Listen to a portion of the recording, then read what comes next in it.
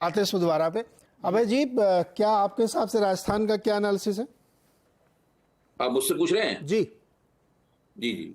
देखिए, अभी मैं बीकानेर भी गया था और मुझे जोधपुर भी जाना पड़ा और वहाँ दो दो तीन तीन दिन में रहा और बहुत से पत्रकारों से बातचीत हुई। लेकिन जानते हैं, आप तो जानते ही हैं कि इस तरह की जो बातचीतें होती हैं वो बड़ी सीमित किस्म की होती हैं, लोगों की निजी ओपिनियन, निजी राय होती है। तो उसको आप पूरे प्रदेश के उस पर प्रोजेक्ट करके नहीं देख सकते। तो और साथियों ने, उन लोगों की बातचीत और साथियों से बातचीत हुई और जो अभी सर्वेक्षण वगैरह हुए हैं उन सब पे निगाह डालने से मेरे सामने एक बात स्पष्ट होती है कि राजस्थान में कांग्रेस लड़ाई में भी नहीं थी।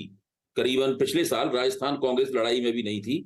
ये अशोक गहलोत ने जिस तरीके से एंटी इनकम्बेंसी को मंद करने या पलटने की जो कोशिशें की हैं, उससे राजस्थान में कांग्रेस लड़ाई में लौट आई है। और ये कांग्रेस के लिए राजस्थान के लिहाज से एक बड़ी खबर है, जबकि राजस्थान में दो बार एक पार्टी दो बार चुनाव आमतौर पर जीतती नहीं रही है पिछले दिनों। तो कांग्रेस लड़ाई में लौट आई है। मेरे ख्याल से ये कांग्रेस के लिए एक सकारात्मक खबर है। कांग्रेस के लिए दूसरी सकारात्मक खबर यह है कि राजस्थान में भारतीय जनता पार्टी का नेतृत्व स्थानीय स्तर पर कौन कर रहा है, ये अपने आप में स्पष्ट नहीं है। जरूरी नहीं है कि चेहरा हो, स्थानीय स्तर पर एक स्पष्ट रूप से नेतृत्व होना चाहिए। भले ही पार्टी उसको चेहरा घोषित करे या ना करे। जैसे कि मध्य प्रदेश में आप देखिए, मध्य प्रदेश में पार्टी ने शिवराज सिंह चौहान को स्पष्ट रूप से मुख्यमंत्री पद का चेहरा घोषित नहीं किया है, लेकिन वो मध्य प्रदेश में भारतीय जनता पार्टी की जो चुनावी मुहिम है उसका अनौपचारिक रूप से नेतृत्व कर रहे हैं। वहां बिल्कुल नेतृत्व स्पष्ट है भारतीय जनता पार्टी का, स्थानीय नेतृत्व। राष्ट्रीय नेतृत्व तो मोदी जी का है ही, वो तो अलग बात, तो सभी जगह है। तो ये एक ऐसी दूसरी बात यह है कि माधवराव सिंधिया जब कांग्रेस से भाजपा के अंदर आए तो भाजपा में बहुत खुशी थी उसमें, लेकिन उससे दो ऐसे परिणाम हुए जिनका पहले से अंदाजा नहीं लगाया जा सकता था। पहला तो यह है कि कांग्रेस के भीतर की गुटबाजी उससे समाप्त हो गई। कांग्रेस में स्थानीय नेतृत्व पूरी तरह इस वक्त एकजुट है। उल्टे भारतीय जनता पार्टी में गुटबाजी और ज्यादा बढ़ गई और उसी का नतीजा है कि आप सिंधिया के तमाम साथी छोड़ छोड़ के कांग्रेस में वापस जा रहे हैं और उससे भारतीय जनता पार्टी की इमेज पे रोज रोज वहां पे स्थानीय स्तर पर कोई बट्टा लगता है कि आज वो चला गया, आज वो चला गया, आज वो चला गया। अच्छा, दोनों जगह ये आपकी बात सही है, चुनावी घमासान है, टक्कर बहुत ही मजबूत है। दोनों मुख्यमंत्री अपनी अपनी एंटी इनकम्बेंसी को मंद करने की कोशिश कर रहे हैं। दोनों की युक्तियां तकरीबन एक जैसी हैं। ऐसा लगता है दोनों ने एक दूसरे की किताब से एक एक पन्ना लिया है और उसके हिसाब से लोग काम कर रहे हैं।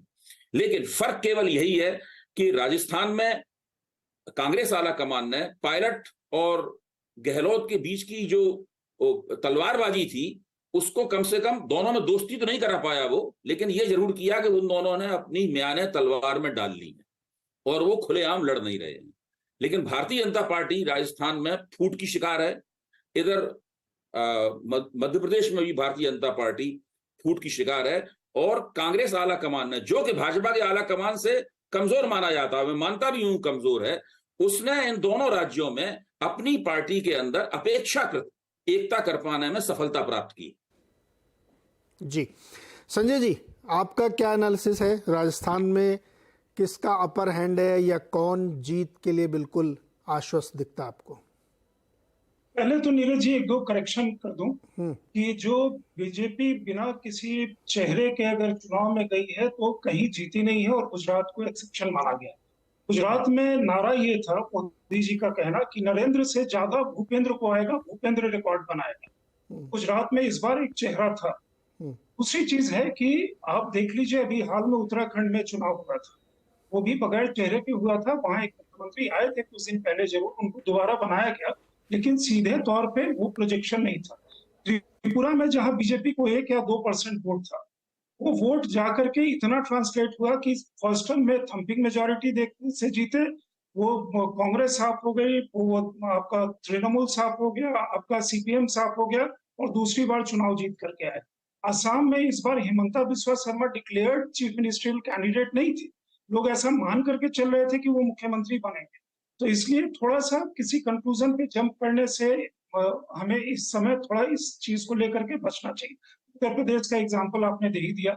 17 बहुत पुराना नहीं है, वो मतलब 7-8 साल ही पुराना। त्रिपुरा में भी सर, जहाँ की त्रिपुरा में भी हाँ, त्रिपुरा में, वही त्रिपुरा मैंने कहा कि 1-1.5% वोट था, वहां से जंप करके पार्टी के नाम पे चुनाव जीत करके आ गए, दोबारा आए, और सब बाकी जो है सीपीएम का कितना पुराना राज था वो साफ हो गया। उसके बाद दूसरी बार भी वो नहीं आ पाए, तृणमूल भी वहां जोड़ लगाई, वो भी नहीं आ पाई।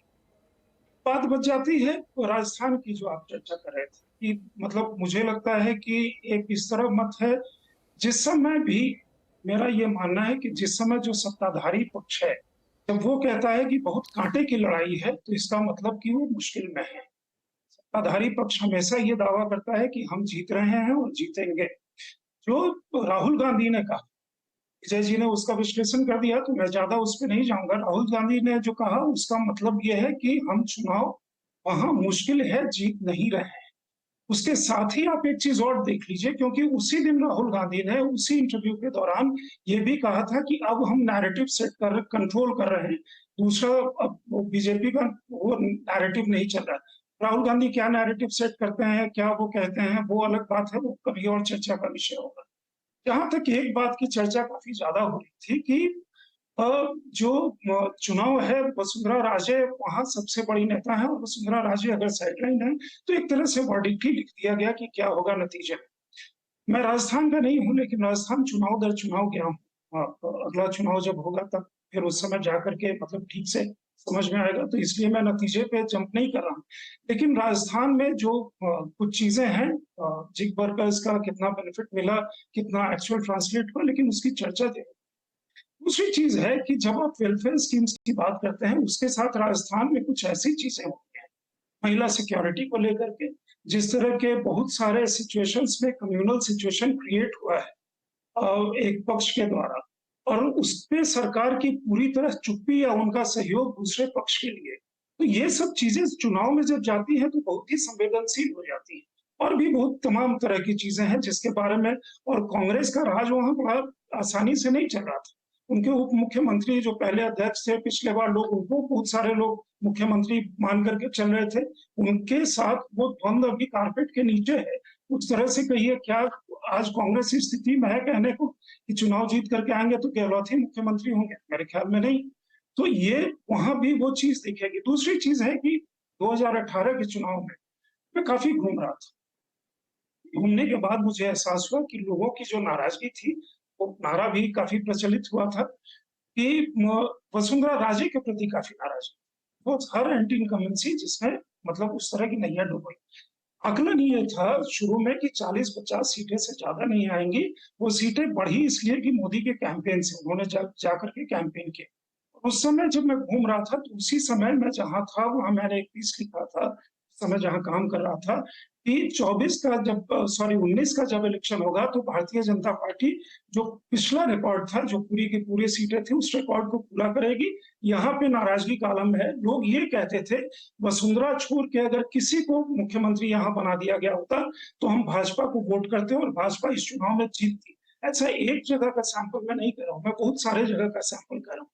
कई बार एक नया नेतृत्व भर करके आता है, किसी के खिलाफ नाराजगी होती है, कई बार आप कलेक्टिव लीडरशिप में जाते हैं, तो एक चीज को लेकर के किसी नतीजे पे जंप करना मुझे लगता है कि थोड़ी ज्यादा जल्दी होगी।